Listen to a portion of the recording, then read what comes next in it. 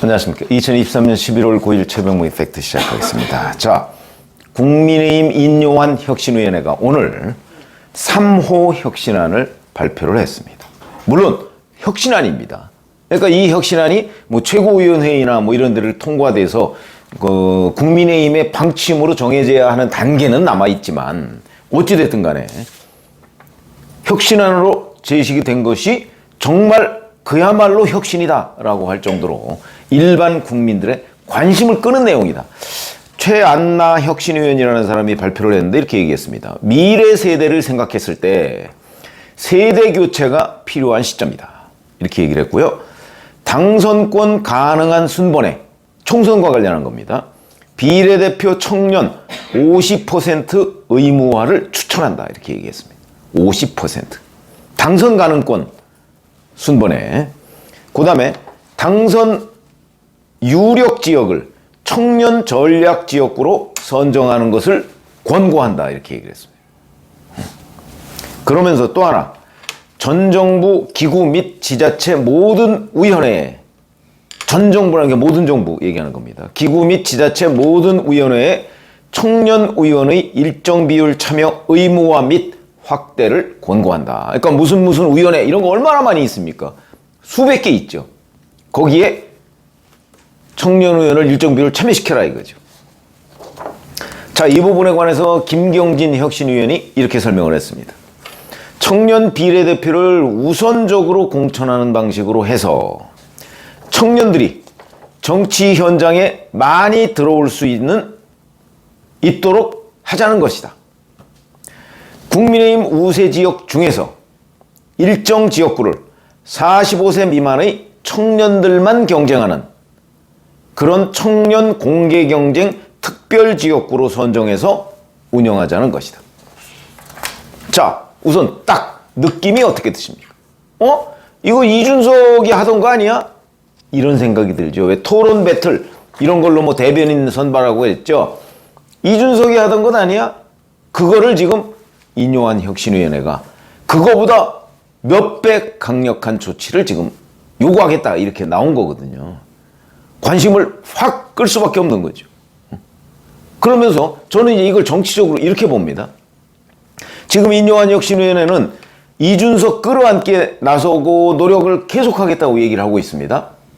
이거는 표면적인 이유고, 제가 그 배경에는 이준석 전 대표가 탈당했을 경우 이제 탈당 명분이라는 게 있는 건데 그 탈당 명분을 빼앗는 거다. 왜냐면 국민의힘은 안 변했어.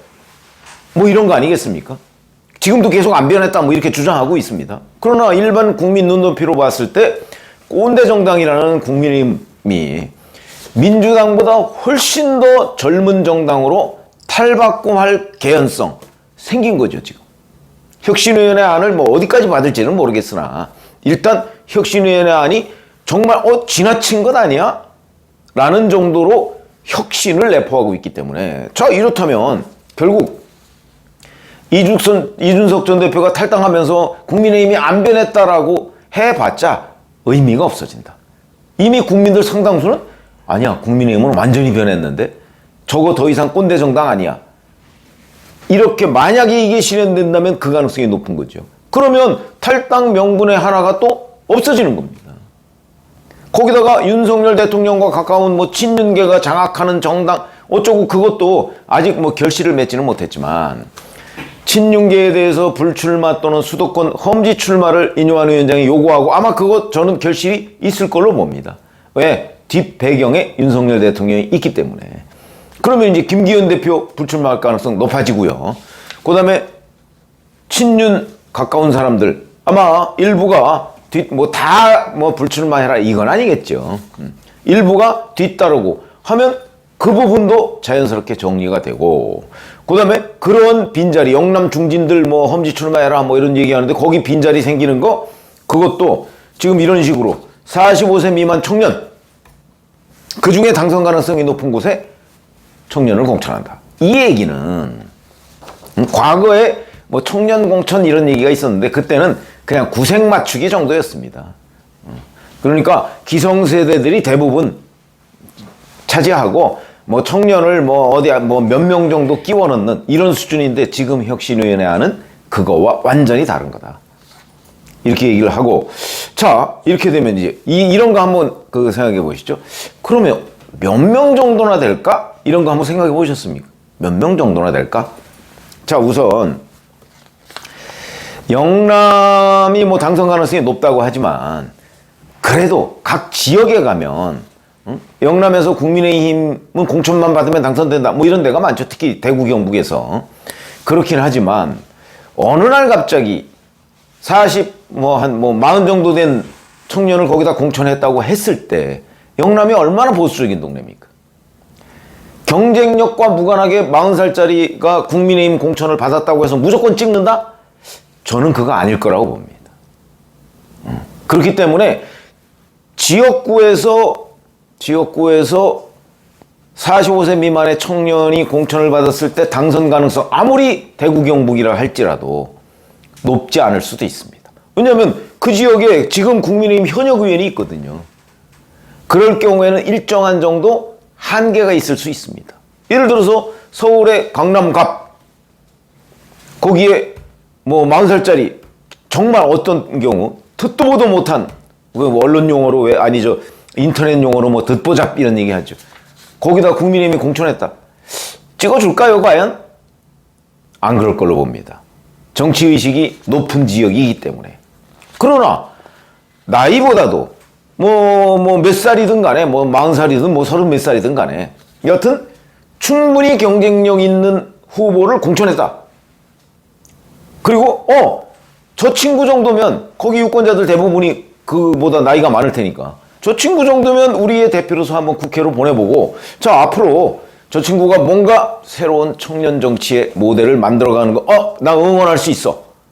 그 정도가 될 수 있는 사람 찾아서 만약에 공천한다? 당선됐죠. 그걸 하겠다는 겁니다 지금. 그래서 저는 이제 영남권의 뭐 대구 경북 지역에 부산 울산 경남은 조금 어려울 수가 있죠.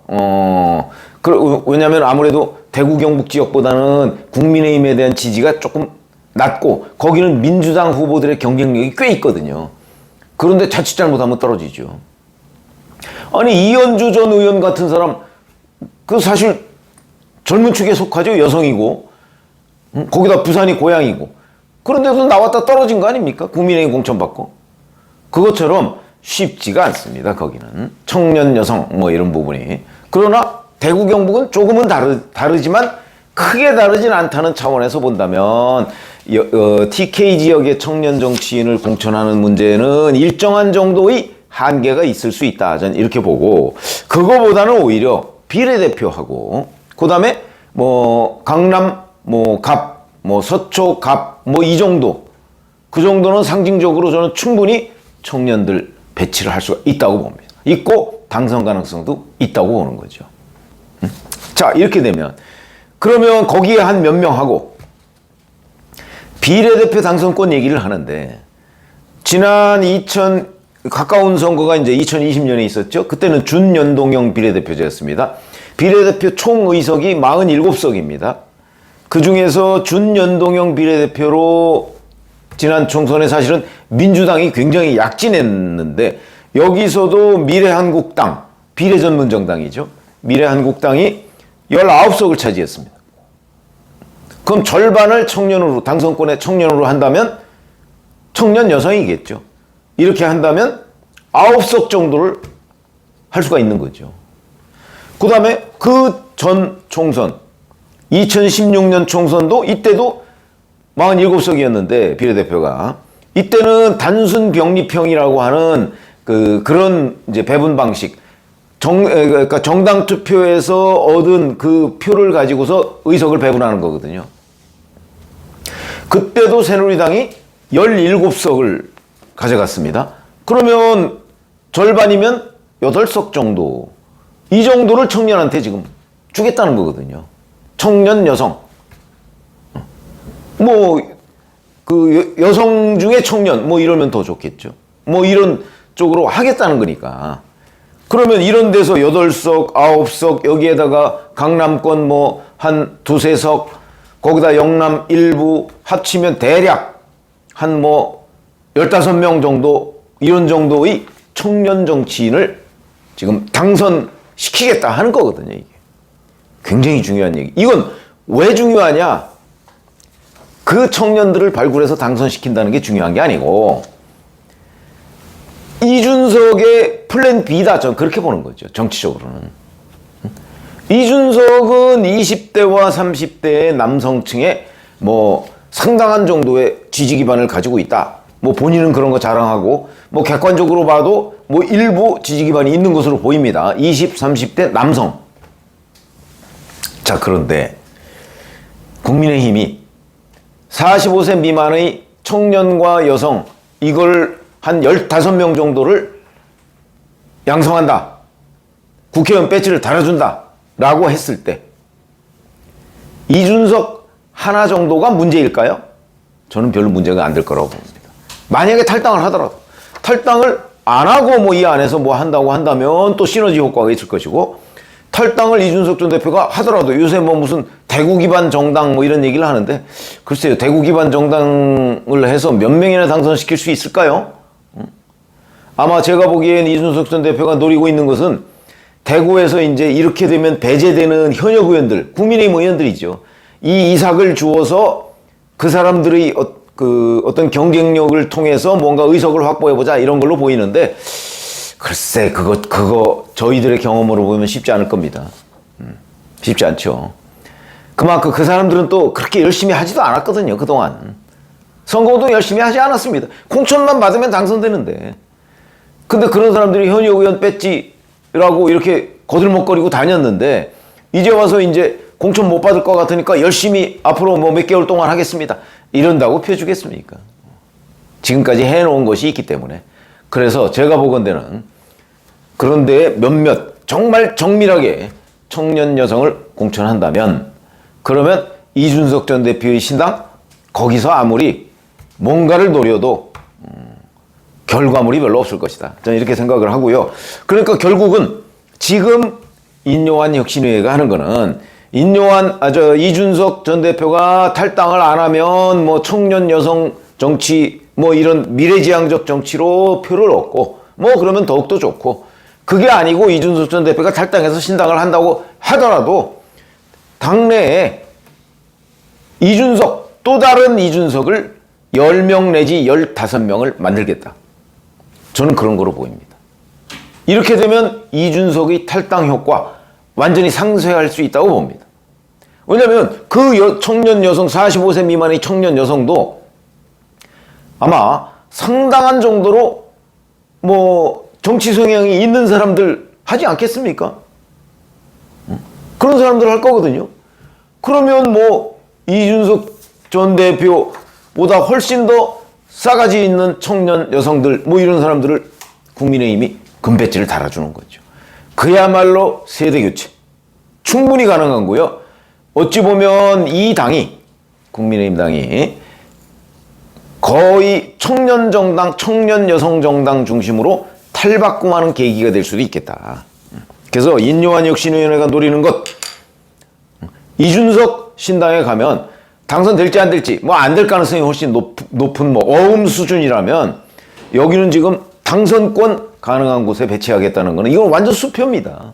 보증 수표죠 거의. 뭐 이런 형식이 되는 거기 때문에 혁신 기사도 물론 되고 앞으로 국민의힘에 이준석이 10명 내지 15명이 생기는 게 바로 그걸 만들겠다는 게 인요한 혁신위원회 구상이고 이제 남은 거는 김기현 대표 체제의 지도부가 여권이 이걸 어떻게 받아들여서 구현하느냐 또 실제 그런 사람을 찾느냐 찾는 거는 뭐 어렵지 않을 수도 있다. 저는 그렇게 봅니다. 전국적인 그 인물 데이터베이스를 갖다 놓고 각 지역 정말 참신한 청년 여성들을 발굴해서 그 사람들로 하여금 정치권에 새바람을 불러오려고 불러일으키려고 할 때 유권자들도 호응하는 경우가 꽤 많이 있을 것이다. 저는 그렇게 보기 때문에 정치라는 거는 바람이거든요. 이렇게 했을 경우에는 바람이 불고 결국 이준석이라는 정치인은 이 당에 남지 않고 나가는 한 존재의 의미가 그렇게 커지지 않을 거다. 저는 그 대책, 그래서 인요한의 이준석 플랜 B라고 생각을 합니다. 한번 이 과정 앞으로 이제 어떻게 흘러가는지 지켜보시죠. 고맙습니다.